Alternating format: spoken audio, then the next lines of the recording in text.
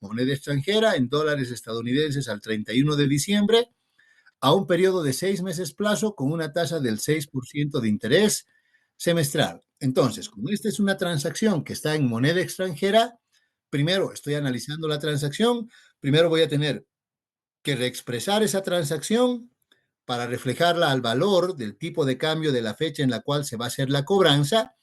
Y al momento de hacer la cobranza, tengo además que tomar en cuenta que al momento de cobrar el DPF, que es una inversión, voy a cobrar el monto del principal, que es el capital, más los intereses que están relacionados con esa transacción. ¿Sí? Entonces también primero, si quieren, podemos hacer nuestros calculitos por ahí. Como decíamos, primero vamos a hacer la reexpresión de valor de esa transacción. El monto total actualizado es el importe que está reflejado en los estados financieros. Al 1 de enero, el valor al 1 de enero era de 196.500 bolivianos que están acá. Esos 196.500 también tenemos aquí en la información complementaria los tipos de cambio, por si acaso. Aquí tenemos que el tipo de cambio a la fecha actual, que es 1 de julio, es de 8,04. El tipo de cambio al 1 de enero era de 8, entonces vamos a multiplicar el valor a reexpresar, el importe a ser reexpresado, que son los 196.500, multiplicado por el factor de reexpresión que estaría dado por el tipo de cambio a la fecha de la transacción, que es 8,04, dividido entre el tipo de cambio que había a la fecha de inicio o la fecha de origen de la transacción, que era de 8, y por lo tanto el monto total actualizado será de 197.482. Para calcular el incremento por diferencia de cambio, tomamos el valor reexpresado de 197.482 menos el valor original o el valor que ya está contabilizado, que era de 196.500, y tenemos un incremento por diferencia de cambio de 982 bolivianos. ¿Correcto? ¿Estamos bien hasta ahí? Sí, licenciado. Ok, una vez que hemos realizado la reexpresión, ahora realizamos la cobranza del depósito a plazo fijo y de acuerdo al análisis que hicimos, decíamos, vamos a cobrar tanto el valor del capital como el valor de los intereses devengados hasta esa fecha. Obviamente, ya tenemos aquí el valor del capital, son estos 197.000 que están aquí o aquí si quieren, 482, pero antes tenemos que calcular el monto del interés. Entonces, para el interés nos decían, siempre es bueno que lo hagan en función ya del valor reexpresado. ¿Por qué? Porque si ustedes parten del valor original, obviamente no les va a dar el mismo monto y luego tendrían que reexpresar también los intereses. Por lo tanto, van a hacer doble trabajo o doble cálculo si quieren. Entonces, lo ideal siempre es que primero reexpresen y luego de reexpresar recién calculen las otras consideraciones que fueran, intereses, depreciaciones o lo que fuera, pero siempre sobre los montos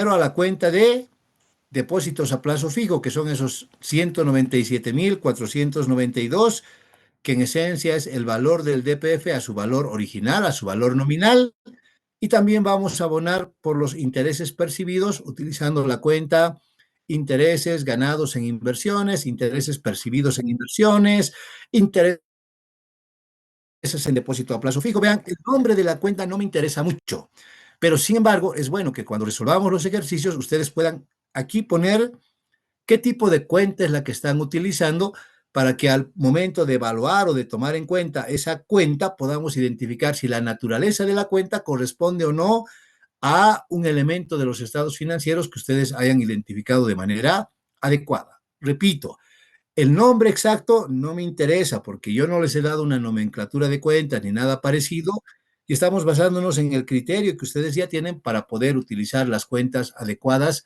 para registrar las transacciones. ¿Ok? Entonces ya está registrado la transacción número 2 del 1 de julio. ¿Alguna pregunta? Abigail, Sí, licenciado. si hay preguntas o no hay nada. No, está todo claro. Muchas gracias. Ok, vamos. La tercera transacción dice que se vendieron bienes de uso al contado en bolivianos 180.000 que al inicio del periodo tenían los siguientes importes.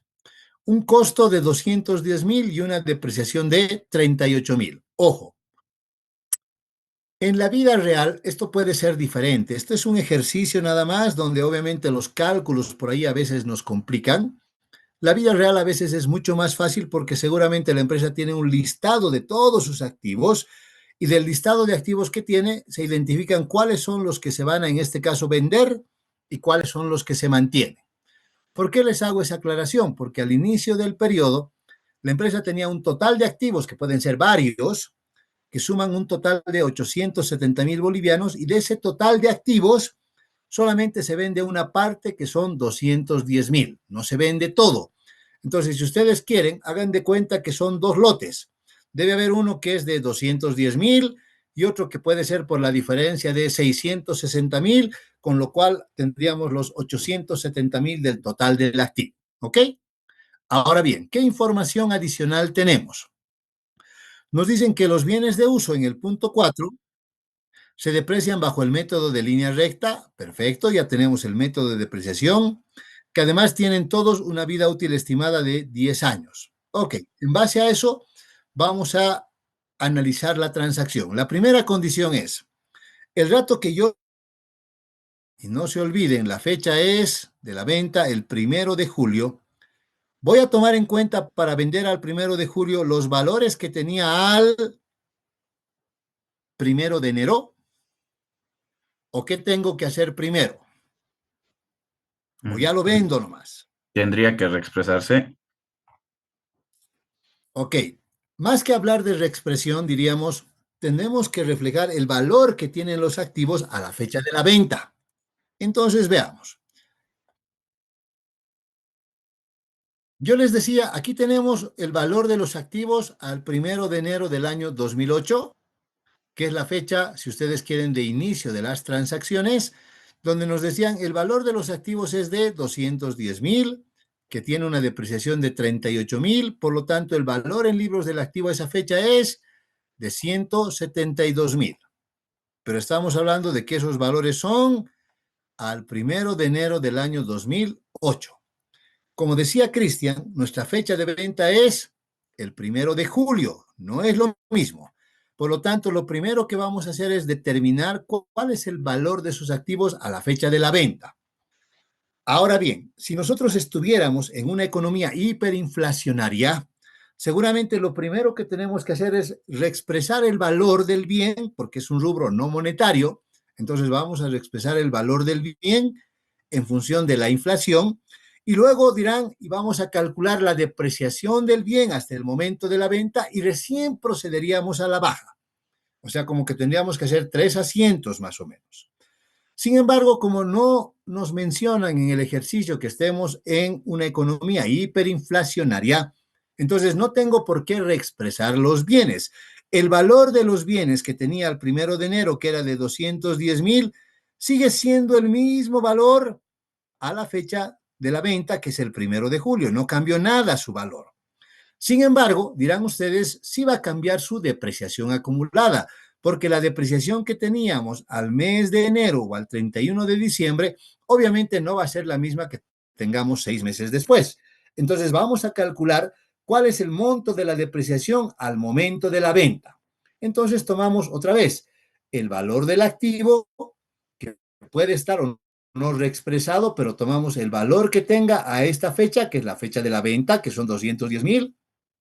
Multiplicamos eso por, en este caso dirán, el factor de la depreciación, que tiene que ver con la vida útil. Si nos han dicho que tiene una vida útil de 10 años, por lo tanto, esto se deprecia en un 10% anual. Y dado que ahora viene la pregunta, ¿por cuánto tiempo voy a depreciar? ¿Por 6 meses o por 7 meses? ¿Qué conocimiento tienen ustedes al respecto? ¿Cómo se toma la depreciación? La depreciación no es por día, ¿no es cierto? ¿Por qué? Porque es una estimación contable. No vale la pena calcularla por día. Por eso la calculamos por mes, porque es una estimación. Pero ahora viene la condición. En la pregunta genérica les voy a hacer es más. ¿Qué pasaría si nos encontramos con que por ahí tenemos un activo cualquiera? Analicemos un poquito esto y tenemos un activo que por ahí lo hemos incorporado, no sé, el 15 de abril de un determinado año, de 2010. Y resulta que ahora estamos en el 28 de julio de 2025. Pregunta, para calcular la depreciación voy a tomar, lo ideal dirán, lo exacto sería tomar 27, 28 días. Pero repito, no se calcula de forma diaria, sino de forma mensual. Entonces viene la pregunta, tomo el mes completo de julio y si como en el ejemplo que teníamos la baja sería el 1 de julio, ¿qué hago? ¿Tomo solo un día o tomo el mes completo? ¿Qué hacemos? ¿Han aprendido algo de eso en intermedia especialmente? El mes completo, licenciado. ¿El mes completo en la baja? Sí, sí, sí, licenciado. Bueno, lo que yo tengo entendido es que yo pasé intermedia con Chado Gutiérrez y sabe decir que tenemos que tomar sí o sí el mes completo para depreciación, ya que tomando en días puede variar en centavos, decimales o algo así, pero es mejor A ver, primero otra depreciarlo. vez, no es que no tomamos en días porque pueda variar, por supuesto que va a variar. Si yo divido un importe entre 30 va a variar, pero la condición es, ¿qué es la depreciación? No es un dato exacto. Entonces, no vale la pena que calculemos por día, precisamente porque es una estimación. Ahora viene la pregunta. El rato que yo voy a ir primero a la incorporación del bien, ¿sí? Obviamente, si yo realizara la incorporación del bien, no sé, el 1 de abril me dirán, voy a tomar pues el mes completo, porque es el primero, es todo el mes. Pero ahora viene la pregunta, ¿qué pasa si incorporamos el 15 de abril? Primero vamos a la incorporación. Si incorporo el 15 de abril, no sé, del 2025, pregunta, ¿tomo el mes completo para depreciar o tomo la mitad del mes nomás? O por ahí, ya, 16 de abril. ¿Cómo es? ¿Qué hacemos? ¿Qué han El aprendido? mes, hemos El mes aprendido el mes completo. completo. El El mes mes completo completo, se El toma. mes Ya. completo, licenciado. Ahora viene una pregunta más. ¿Y si yo les dijera que hemos incorporado el 29 de abril, o peor, hemos incorporado el último día que era el 30 de abril? ¿De precio o no? Nos dijeron que sí. Ah, Por Nos, norma a ver, tributaria es no mes me digan, pues completo, nos licenciado. dijeron. ¿Qué dice su criterio? Ustedes ya están en tercer año, ya tienen criterio. No van a Licenciado, hacer todo lo que les digan. A ver, Abigail, párese de cabeza, porque yo quiero, no, no. No, no, licenciado. No, ya es con criterio. A ver, entonces, vean. Primero, es una licenciado. estimación contable. Obviamente, desde el rato que nosotros empezamos a utilizar un bien, el bien empieza a perder su valor. ¿Por cuánto? Vean, no sé exactamente. Entonces, para eso incorporamos el tema de la depreciación. Entonces, no importa si es el primer día, es a medio mes o es el último mes, en la incorporación siempre vamos a tomar el mes completo, ¿sí? Entonces dirán, al momento de incorporar para fines de la depreciación, como ustedes decían, no porque les han dicho, ¿no ve? Sino porque obviamente la lógica de cómo se calcula una depreciación nos lleva a pensar que eso debe depreciarse por el mes completo. Perfecto. Ya tenemos la idea clara. Ahora, vamos al otro lado al momento de la baja. Al momento, si quieren, del retiro del activo. Al momento de retirar, ¿voy a tomar el mes completo?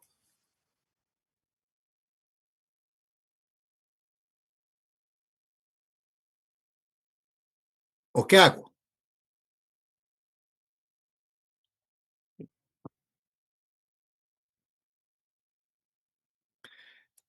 En el decreto supremo 24051 también se menciona algo al respecto, por si acaso. Si no han aprendido en intermedia, en Licenciado, tributaria tienen que haber aprendido, ¿no ve?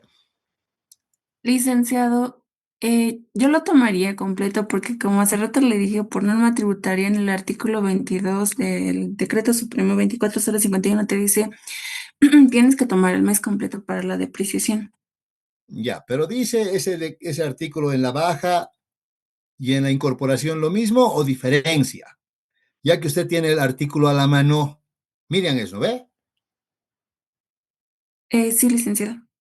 ¿Cómo es Miriam?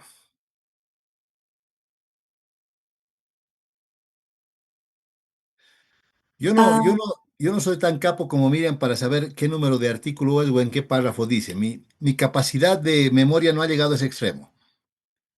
Pero a ver, ¿qué dice la norma tributaria o qué dice el criterio técnico que utilizamos si es que han aprendido en contabilidad intermedia? Que seguro que lo han hecho.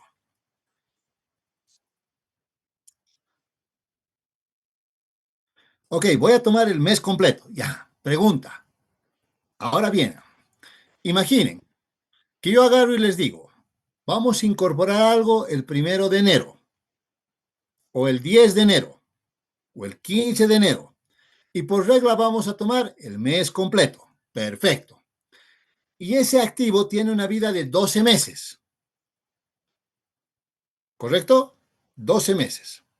Entonces ahora viene la pregunta. Si yo llegara al mes de enero del siguiente año y digo voy a tomar el mes completo de depreciación, ¿qué voy a depreciar si el activo ya se ha depreciado todo hasta diciembre?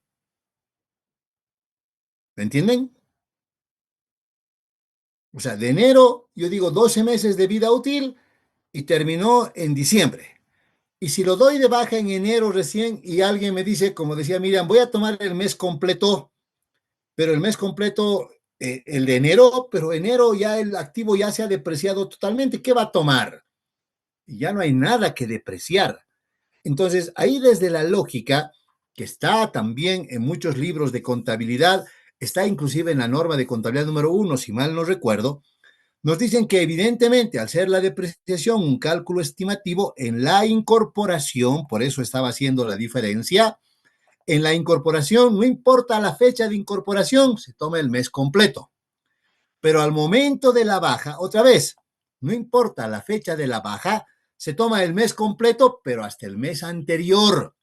Porque obviamente si yo lo doy de baja en enero del siguiente año, ya no tengo nada que depreciar. Su depreciación total llegó hasta el 31 de diciembre porque ahí terminó su vida útil. Por eso siempre se toma hasta el mes anterior. Y en la parte tributaria definen como que eso es una regla compensatoria, porque no estamos llegando a la vida útil cuando termine. Entonces dicen, si al empezar, al incorporar, hemos tomado el mes completo, al dar de baja, no importa la fecha que demos, compensatoriamente, para compensar ese cálculo que pudimos haber hecho en la incorporación, siempre tomamos el mes completo, pero es el mes anterior. Entonces, si nosotros vamos a realizar la venta de este activo, en este caso el 1 de julio, ¿hasta qué mes voy a calcular su depreciación? Hasta junio. Hasta el mes de junio completo. Entonces, si bien es cierto, tengo la tasa anual, que es el 10%, que lo tengo aquí, voy a depreciar solamente, ¿no es cierto? Solamente por 6 meses. Y como voy a sacar en duodécimas, dirán por 6 multiplicado entre 12, entonces el valor de la depreciación por 6 meses será de 10.500 bolivianos, ¿correcto? ¿Se entiende? Sí, licenciado. Muy bien. Entonces, para determinar el valor del activo a la fecha de la venta, yo diré, el valor de costo no cambia nada. Los 210.000 al inicio son los 210.000 ahora porque no hay inflación, ¿no es cierto? Pero la depreciación sí se modificó. Teníamos 38.000 al 1 de enero, más los 10.000 que vamos a agregar ahora. La depreciación a la fecha es de 48.500. Y por lo tanto, el valor en libros del activo a la fecha de hoy es de 160.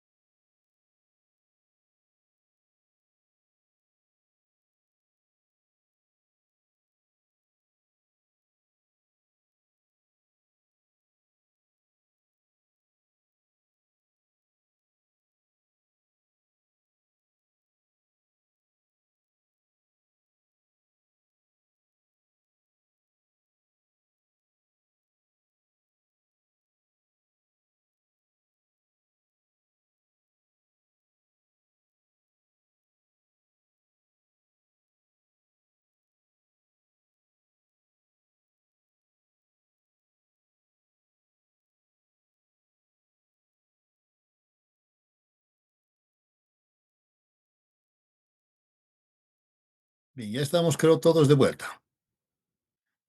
Unos segunditos que se conecten los que faltan y continuamos.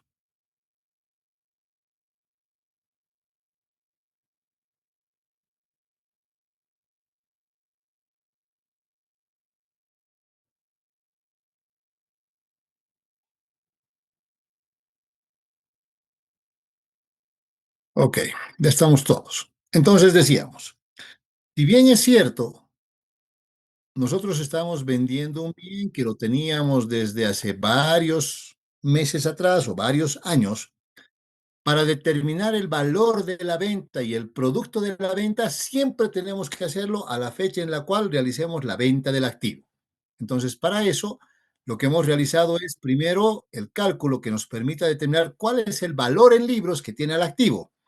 Y tomando en cuenta el nuevo o la nueva depreciación que ya hemos recalculado, dirán, el valor del activo a esa fecha es de 161.500. Estos 161.500, que es el valor en libros del activo, como se menciona aquí, ese recién lo comparo con el precio de venta. Y el precio de venta, que es el producto que hemos obtenido en la venta del activo, es de 180.000 bolivianos. Por lo tanto, como el valor en venta o el valor de venta del activo, en este caso, es mayor que su valor en libros, es porque nosotros hemos obtenido una ganancia en la venta de los activos. Si esto fuera la inversa, obtendríamos una pérdida en la venta de los activos. O finalmente dirán, y si vendemos al mismo valor en libros, pues no teníamos ni ganancia ni pérdida. En este caso sí tenemos una ganancia en la venta de los activos fijos. Entonces, como ya hemos analizado la transacción, ahora vamos a proceder a registrar la transacción. Si no tienen alguna pregunta antes, para registrar estas transacciones en el ejercicio que estamos resolviendo. Entonces dirán, lo primero que hemos hecho es depreciar el activo. Para contabilizar la depreciación del activo en el asiento número 5, que ustedes lo tienen, vamos a debitar a la cuenta de gastos depreciación activos fijos, depreciación muebles, vehículos, lo que quieran, son 10.500 bolivianos. Vamos a abonar a una cuenta regularizadora de activo que se llama depreciación acumulada o depreciación acumulada de activos fijos por 10.500 bolivianos. Y finalmente vamos a registrar la venta de los activos, para lo cual debitamos la cuenta banco moneda extranjera por el importe que estamos recibiendo, que es el producto de la venta, que son 180.000 bolivianos. Damos de baja, por supuesto, la depreciación acumulada que tenemos aquí de 48.500. Damos de baja el valor del activo, que es de 210.000, y reconocemos la ganancia en la venta de los activos por los 18.500. En otras palabras, todo esto que tenemos reflejado aquí es lo que vamos a contabilizar al momento de reflejar esa transacción en los estados financieros. ¿Ok? Y con eso ya tenemos también contabilizada la tercera transacción que está descrita en nuestro ejercicio. ¿Alguna pregunta?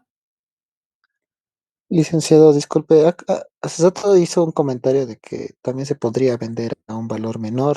¿Hay algún motivo por la cual la empresa decide hacer eso, licenciado? Por vender menor al valor en libros que tiene el bien, se podría decir.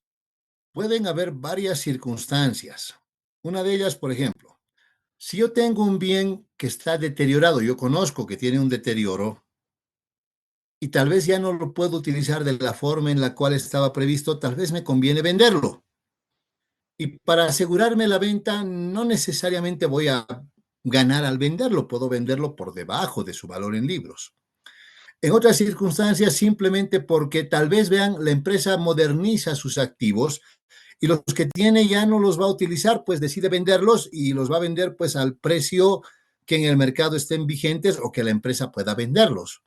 Entonces, no hay una razón específica que defina que tenemos que vender con ganancia o con pérdida, sino tiene que ver con la condición particular del momento en el cual nos encontremos o la definición del entorno particular en el cual nos encontremos.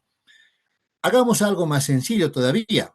¿Qué pasaría, por ejemplo, si es que en este momento nos encontramos con la condición de decir, yo tengo $100 y los $100 los compré cuando el tipo de cambio era de 15, por lo tanto mis $100 me costaron 1.500 bolivianos?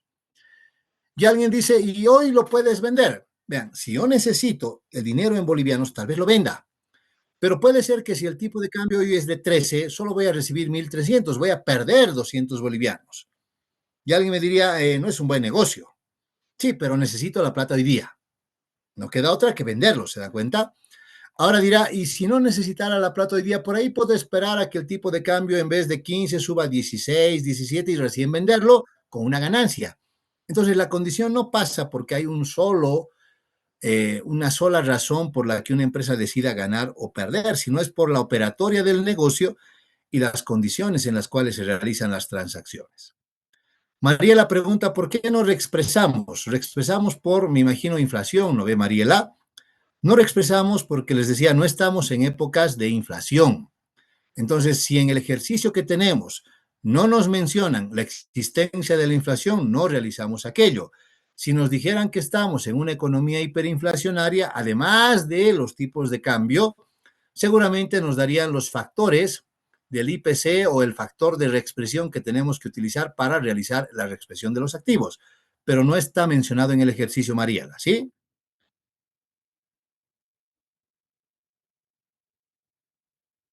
Muchas gracias, licenciado. No hay de qué, Deimar. Mariela, Licenciado, una consulta. sí, Respecto a la fecha en donde damos la baja del activo fijo, si en caso, digamos, fuera el 30 de julio, ya, tomaríamos el mes completo del anterior mes, aunque ya está casi terminando el mes de julio, ¿verdad? así es. No importa la fecha de la baja. O sea, es igualito. Aquí tenemos la reglita, ¿sí? Dice, no importa la fecha de incorporación, tomamos el mes completo. No importa la fecha de la baja, tomamos hasta el mes anterior. No hay una condición de decir, ya estamos cerca a fin de mes, tomaremos este mes más, ¿no ve? No hay eso, ¿sí, Melissa? Está bien, gracias, licenciado. O sea, la regla tiene que ser uniforme. No puede usted, en función de lo que le convenga o no, si no es una regla uniforme. Y no estoy seguro del artículo, pero como decía Miriam, en el decreto supremo hay un artículo específico que define la regla inclusive, que es exactamente la que aplicamos desde el punto de vista de la teoría contable. Ok, la siguiente transacción dice, en el punto 4, se pagaron los préstamos obtenidos por la empresa. Analizaremos un poquito esta transacción que tiene algunas condiciones particulares que tomar en cuenta. Primero dirán, en el estado financiero, en el estado de situación financiera de apertura, vamos a identificar que tenemos un préstamo por pagar que es de 250.000 bolivianos y tenemos intereses relacionados con ese préstamo de 18.500. ¿Por qué les digo relacionados? Porque es una cuenta regularizadora de pasivo, lo cual significa que obviamente al tomar el valor presente del pasivo, en este caso, el valor presente del activo debe ser el importe neto en la diferencia de estos dos valores. En otras palabras, si la empresa hubiese tenido la posibilidad de pagar su deuda el 1 de enero o el 31 de diciembre del 2007, no pagaría 250.100, pagaría el importe neto que debe ser 231.600. Ese es el valor del activo a esa fecha. Pero transcurrido el tiempo, estos intereses ya se van a convertir en un gasto. Por lo tanto, también debemos tomar en cuenta en la transacción. ¿Qué información adicional tenemos sobre los préstamos? Lo único que nos dicen aquí es que el saldo de préstamos financieros al 1 de enero corresponde a una operación que está en dólares estadounidenses. Entonces, analizaremos un poquito la naturaleza de esa transacción como tal. Como yo les decía, al 1 de enero del año 2008, yo tengo préstamos por pagar, que son 250.100, tengo intereses sobre préstamos, que son 18.500, y por lo tanto el valor presente de la obligación a esa fecha es 231.600. Estoy aquí, en la fecha, si quieren, de origen de la transacción, 1 de enero del año 2008, los datos son estos que están repetidos aquí, por si acaso. Ahora, transcurridos 180 días, es otro momento de la transacción, es la fecha de vencimiento de la transacción, ¿sí? Este es el valor a esa fecha, y al vencimiento yo voy a tener un valor diferente, el valor presente va a cambiar en el tiempo. Ahora, si las condiciones fueran con que esta transacción es en moneda nacional nada más, seguramente dirán ustedes, yo tuviera que pagar hoy, que es la fecha de vencimiento, seguramente ya ha transcurrido, este es un interés implícito, no me están diciendo con qué tasa, qué plazo, no me han dicho nada, pero asumiríamos que si es la fecha de vencimiento, estos 18.000 ya se han convertido en un gasto y por lo tanto la empresa debería pagar estos 250.100 hoy día y regularizar como gasto los 18.500. Así de fácil debería ser, repito. Yo debería pagar, lo voy a poner aquí, lo voy a cambiar intencionalmente. Debería pagar los 250.100 hoy y además de pagar eso, debería reconocer como gasto por intereses los 18.500 que han sido pactados en la transacción. Así sería si esta transacción fuese en moneda nacional. Pero como quiera que la transacción es en moneda extranjera, dirán, antes de registrar el pago, primero tengo que reexpresar de valor por diferencia de cambio. Seguimos. No es una economía hiperinflacionaria. Si fuera así, haríamos ajuste por inflación. Pero préstamos por pagar es un rubro monetario. Está expresado en términos de moneda. Local o extranjera sigue siendo moneda. Por lo tanto, cuando reexprese, no va a ser por inflación. Estoy reexpresando por diferencia de cambio. Y voy a reexpresar por diferencia de cambio tanto el valor del capital como también de los intereses relacionados con esa transacción. Entonces, calculo el valor, el monto total actualizado del principal del préstamo, que son 250.100, multiplicado por su factor de reexpresión, que es el tipo de cambio a la fecha, 804, dividido entre el tipo de cambio a la fecha anterior, que era de 8, el valor reexpresado será de 251.350.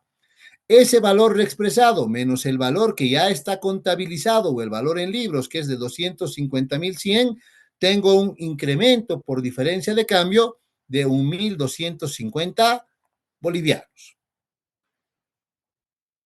En el caso de los intereses, tengo que el monto total a actualizar es de 18.500, que es el valor que está contabilizado, multiplicado por el mismo factor de la expresión, que es 804 dividido entre 8, el monto total actualizado será 18.592, menos el valor que ya está contabilizado de 18.500, tengo un incremento por diferencia de cambio de 92 bolivianos. Ahora, yo puedo registrar eso en un solo asiento por el importe neto, porque ambas son diferencias de cambio, o puedo registrar en dos asientos contables diferentes. Ese es un tema ya de criterio de ustedes. Yo lo voy a hacer en un solo asiento porque al ser de naturaleza similar puedo, si ustedes quieren, netear el importe del resultado por diferencia de cambio, porque la norma además así me lo permite.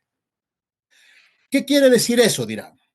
Que obviamente, si yo reexpreso estos valores, vuelvo a repetir, si yo reexpreso estos valores, obviamente me voy a encontrar con que al momento de realizar el pago, yo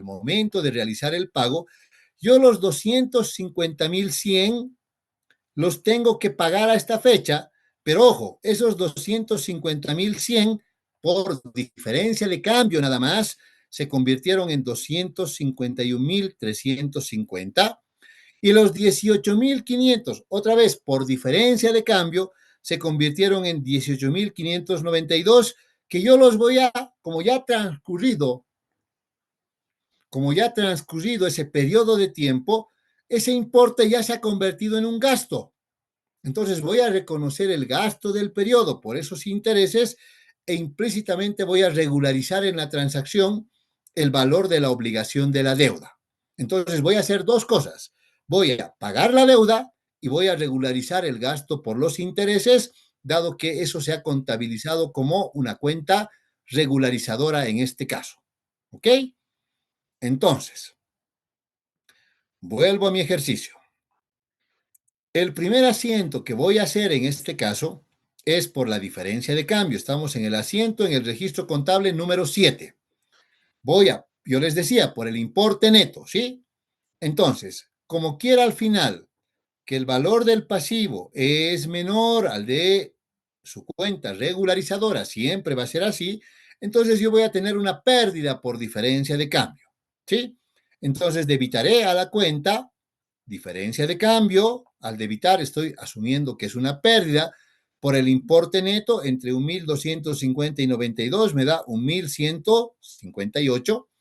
Voy a debitar a la cuenta regularizadora de pasivo que estoy reexpresando de valor por 92 y voy a abonar a la cuenta de préstamos financieros por 1.250. Al registrar esas transacciones dirán, ahora estas cuentas, ambas ya están a su valor de la fecha en la cual vamos a realizar el pago. Ya están a estos valores que están reflejados aquí, 251.100 y 18.592. Pero su tratamiento es diferente. Los 250.000 los voy a pagar, los 18.000 los voy a regularizar porque se van a convertir en un gasto. ¿Sí? Entonces, el asiento que vamos a hacer, dirán, en esencia, el asiento que vamos a hacer tiene dos partes. Y lo voy a ir pintando para que ustedes entiendan. Dirán, primero, usted nos ha dicho que lo primero que vamos a hacer es registrar el pago del préstamo. Ok, el pago del préstamo lo voy a registrar con colorcito amarillo.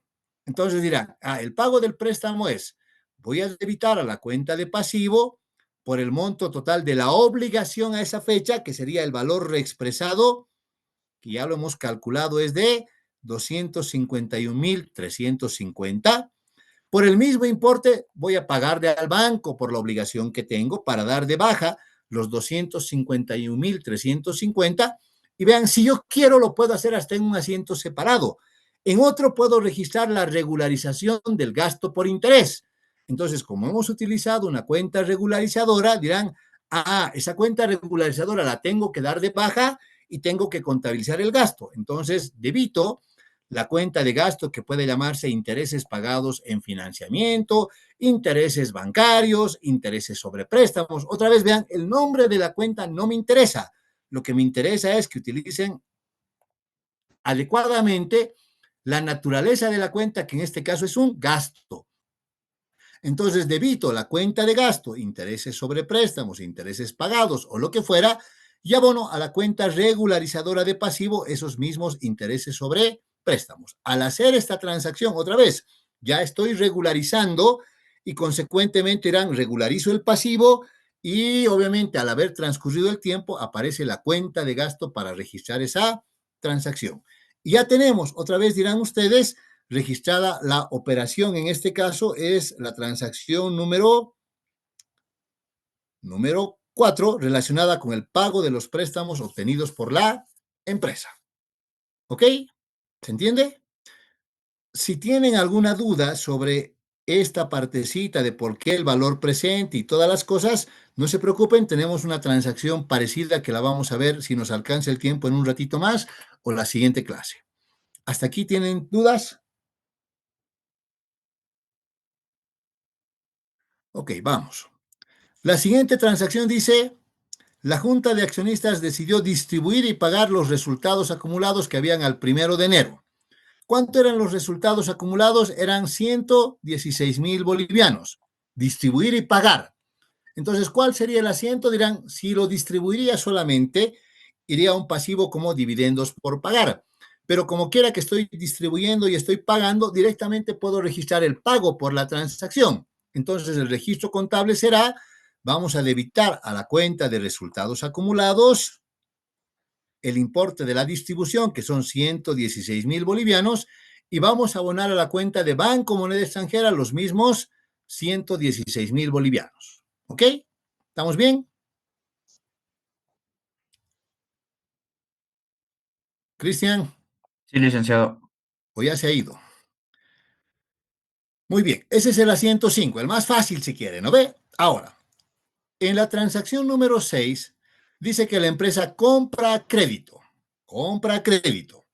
a 180 días plazo, 600 unidades del producto triple B, suscribiendo para el efecto un documento por 200,000 bolivianos que incluye una cláusula de mantenimiento de valor en base a la cotización del dólar. O sea, ¿qué quiere decir? Que la obligación, estamos comprando a crédito y la obligación que estamos asumiendo está indexada a las variaciones que pueda tener el dólar. Y los intereses pactados en la operación son de 23,000 bolivianos, que son parte del documento anterior. Entonces, para empezar, yo tengo aquí una pregunta que hacerles. ¿Cómo calcularíamos el valor, si quieren, el valor de la obligación a la fecha, o cómo determinaríamos el valor presente de la obligación? Aquí le pongamos una nueva diapositiva. A ver, entonces, la pregunta que yo les estoy haciendo es más o menos esta.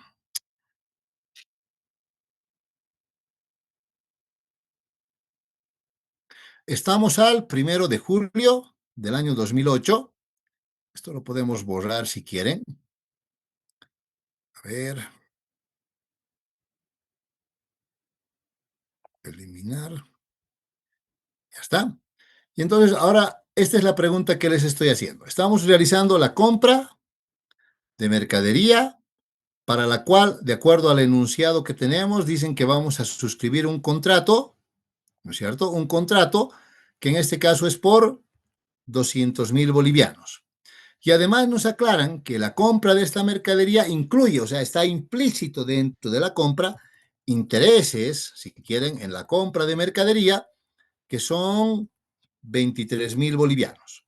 Ahora, esos 23,000 nos dicen es parte del documento. En otras palabras, el documento que estamos firmando es por este total que son los 200,000. Ahora viene la pregunta. Primero, este valor del documento que estamos suscribiendo es el precio de contado o de crédito de la mercadería.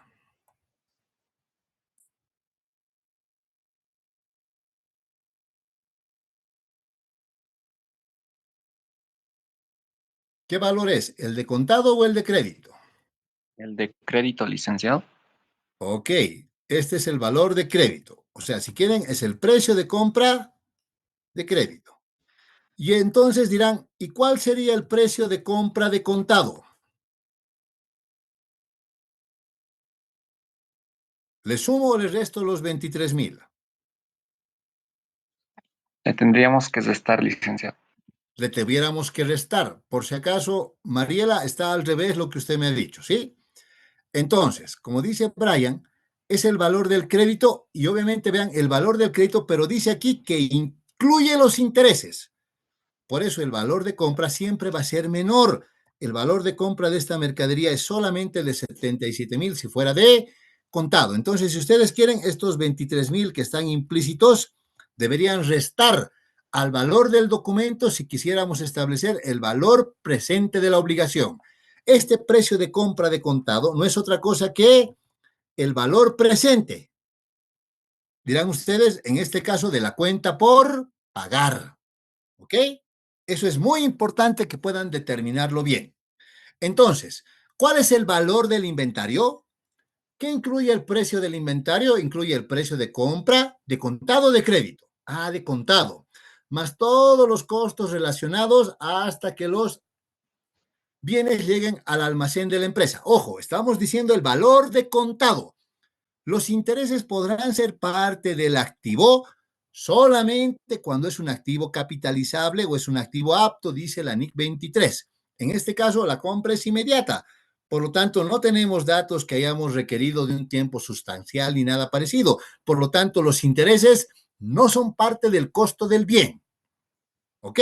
Eso tienen que tenerlo bien clarito. Vean, estoy tomando la NIC 2 con la NIC 23 para registrar la transacción y definir el valor del bien en función de lo que son las normas de contabilidad. Y al otro lado dirán, y si yo tuviera la posibilidad de pagar hoy, ¿cuánto pagarían hoy? Si tuvieran plata para pagar. 177.000. Correcto, porque es el valor presente de la obligación. ¿Ok? Entonces veamos. Concéntrese. Estamos en esta primera partecita, solo la primera partecita, donde vamos a reconocer, o si quieren todavía no lo pongan, dirán, donde solamente vamos a reconocer la obligación en el momento en el cual estamos adquiriendo. Entonces, el asiento contable que vamos a realizar por la transacción, que lo tengo aquí, es el asiento número 10 en este caso. Vamos a debitar a la cuenta inventario de mercaderías por el valor de costo, por su precio de contado nada más, que son 177.000. Vamos a debitar también a la cuenta, porque estamos utilizando valores presentes para contabilizar. Vamos a debitar la cuenta intereses sobre compras por 23.000 y vamos a abonar a la cuenta cuentas comerciales por pagar por esos 200.000. Ahora vean, si alguien por ahí en algún momento me dice, yo quiero registrar, pero a valores nominales, también lo pueden hacer. Entonces, a ver, voy a hacer aquí la transacción solo para que ustedes vean que tampoco es un problema y si quieren pueden definir otro criterio para contabilizar. Este criterio, sin embargo, nos va a llevar a exactamente lo mismo en la presentación de los estados financieros. Veamos, a ver. Aquí tengo. Está.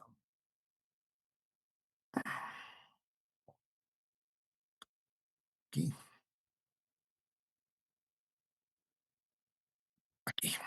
Ok, ya está. Entonces dirán, aquí tengo las cuentas, aquí tengo el debe y aquí tengo el haber. ¿Sí? Entonces, si yo contabilizara de la otra forma, diríamos, inventarios, voy a debitar la cuenta por 177.000 bolivianos y voy a abonar a la cuenta cuentas comerciales por pagar, proveedores por pagar o el nombre que ustedes quieran, que es una cuenta de pasivo, por supuesto, por los 177.000 bolivianos. Es exactamente lo mismo. ¿Por qué les digo que es exactamente lo mismo?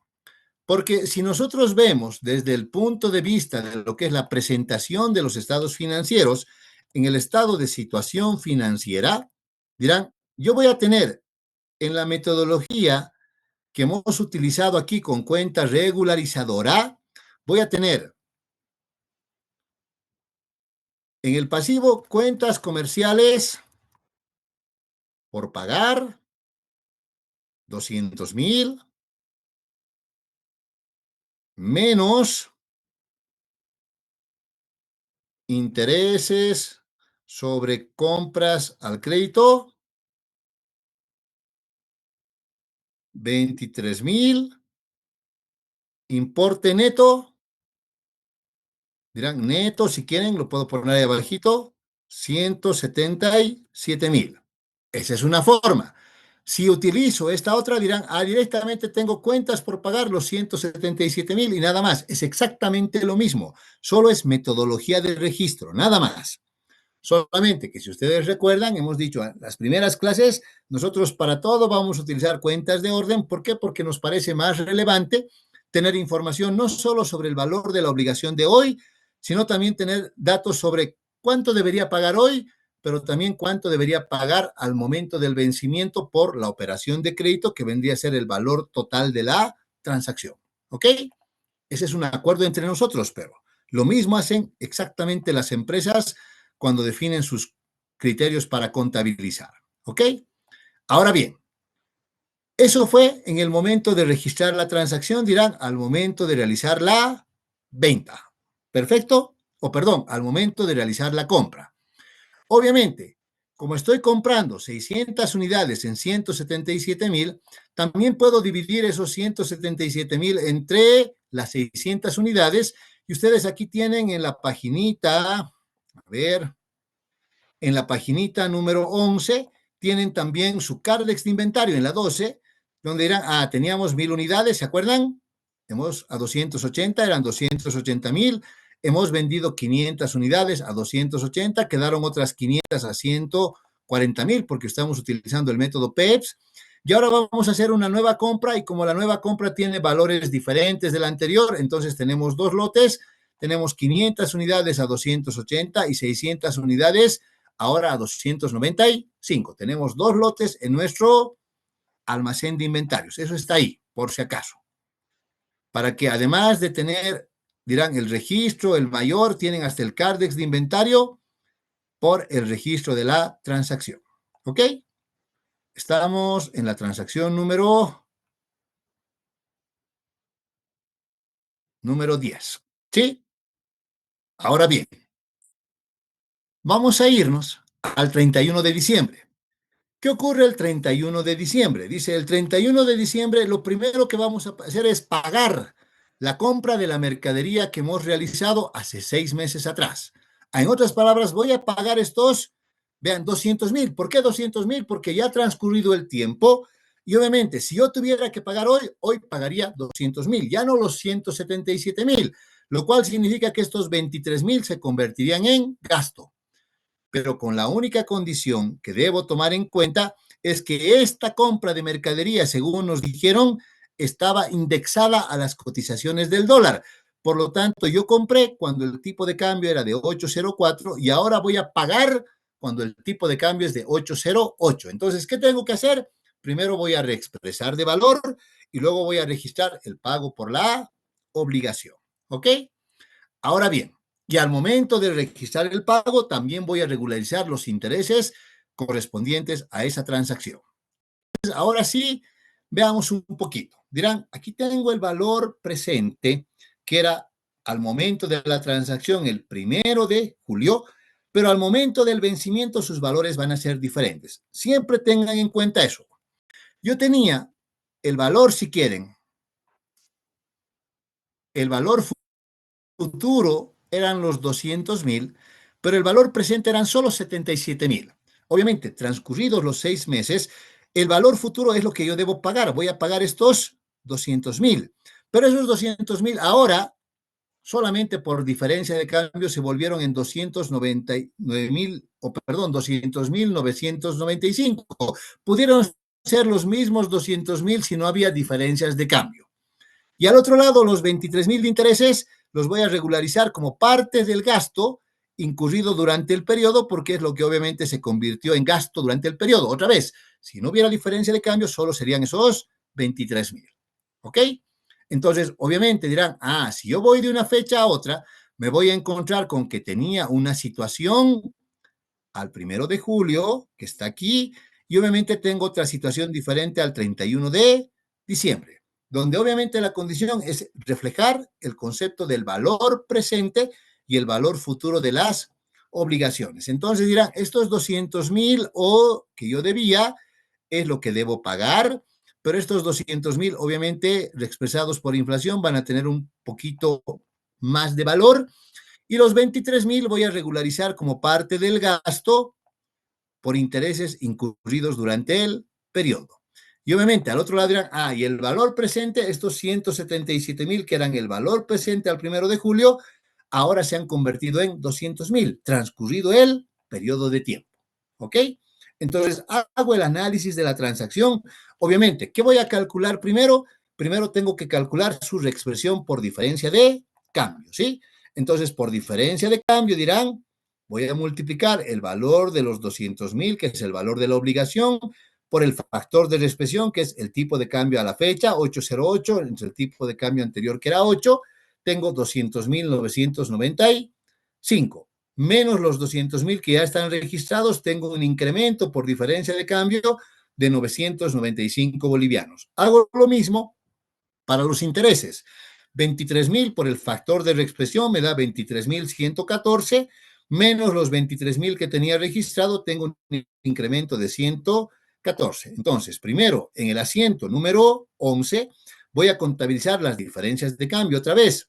Como son positivas y negativas, puedo registrar todo en un importe neto, porque en este caso la norma sí me permite compensar esas ganancias y esas pérdidas por diferencia de cambio. Entonces, debito a la cuenta diferencia de cambio por 881 bolivianos, debito también la cuenta intereses sobre compras a crédito por 114 y abono la cuentas comerciales por pagar por 995. Y con eso ya están a sus valores a la fecha de, en este caso, de pago, que también es la fecha de presentación de los estados financieros. Y ahora, de la misma forma que hemos hecho, dirán, por un lado puedo registrar el pago, y entonces diré cuentas comerciales por pagar contra banco por el monto total de la obligación, que son 200.995, y por el otro lado regularizo los intereses y entonces debito a la cuenta regularizadora de pasivo intereses pagados por compras a crédito y abono, que es la cuenta de gasto, ¿no es cierto?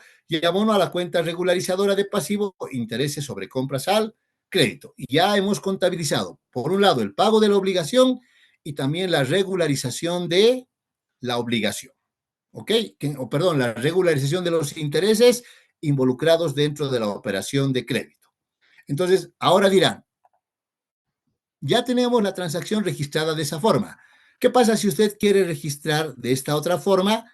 ¿Cómo sería el asiento que vamos a realizar a la fecha de preparación, a la fecha en la cual realicemos el pago de la obligación?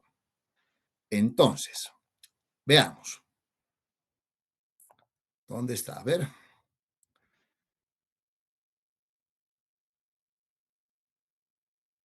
Esto es lo que hemos hecho. Me voy a copiar esta. Ok, dirán, entonces, yo aquí tengo la transacción que he registrado en su determinado momento. Voy a borrar esta porque obviamente eso fue a esa fecha. Y ahora dirán, y cuando lleguemos al 31 de diciembre, del año 2008, después de reexpresar, si quieren, hagamos de cuenta que ya hemos contabilizado, dirán, ahora tengo 200.995. Aquí son 200.995 lo que debo pagar. Obviamente los intereses no existen, pero yo sé que los intereses en realidad representan, dirán ustedes, como gasto ahora, 23.000 y algo que los hemos calculado al otro lado. ¿Sí? Esto ya no me sirve. Entonces, si ahora queremos contabilizar la transacción, lo deberíamos hacer de la siguiente manera. Entonces, yo voy a registrar ahora, dirán, el pago de la obligación, son cuentas comerciales por pagar, el valor que debo pagar. Si ustedes me dijeran, y si lo hubiera registrado, vean, vamos a olvidarnos del tipo de cambio, de la diferencia de cambio si quieren, para que no tengan problema. Entonces dirán, aquí teníamos que pagar 200.000, para que no se complique.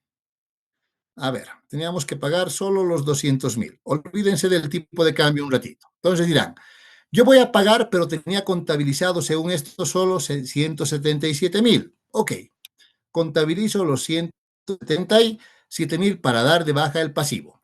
Pero ahora tengo que reconocer el gasto. Entonces dirían, ahora tengo intereses pagados directamente como cuenta de gasto. Le pongamos así mejor, gasto por intereses pagados. ¿Cuánto es el monto de los intereses?